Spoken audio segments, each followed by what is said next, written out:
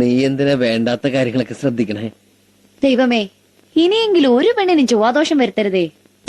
എത്ര നല്ല കല്യാണാലോചനകളാ വന്നത്. എല്ലാ സർക്കാർ ഉദ്യോഗസ്ഥര്. സർക്കാർ ജോലിക്കാരുടെ കാര്യം നീ പറയരുത്. സർക്കാരിന് തന്നെ അവരൊരു വലിയ ജോലിയായിട്ടിരിക്കുക. എനിക്കിത് വരണം. എന്റെയും ചൊവ്വാദോഷം കൊണ്ടാണല്ലോ ഞാൻ ഇതുപോലെ ഓരോന്ന് കേക്കണത്. എടി നന്ദി വേണോടി, നന്ദി. ഈ കിഴക്കേതിൽ സുന്ദരേശൻ വന്നില്ലായിരുന്നെങ്കിൽ നീ ഇപ്പോഴും കൂമ്പടഞ്ഞ തെങ്ങ് പോലെ മൂത്ത് നരച്ച് നിന്ന് പോയനെ. അന്ന് നിന്റെ അച്ഛൻ കൃഷ്ണൻ. ഓ, ഇപ്പോഴും എന്റെ അച്ഛൻ കൃഷ്ണൻ തന്നെയാ. ആ കൃഷ്ണൻ, കാട്ടുവള്ളി കൃഷ്ണൻ നിന്റെ മുഖത്ത് നോക്കി പറഞ്ഞു, നീ ചത്താലും മറക്കരുത്. എന്നോട് ആരും ഒന്നും പറഞ്ഞിട്ടില്ല. പറഞ്ഞു. മോളെ രാധാമണി, സുന്ദരേശനെ പോലെ സുന്ദരനും സുശീലനുമായ ഒരു ചെറുപ്പക്കാരനെ നിനക്ക് ഇനി കിട്ടില്ല.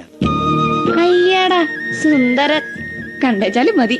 ആ അതെടി ബോറടിക്കും. കല്യാണം കഴിച്ച മാസങ്ങൾ കഴിയുമ്പോഴേക്കും ഭാര്യമാർക്കെല്ലാം ഭർത്താക്കന്മാരെ ബോറടിച്ചു തുടങ്ങും.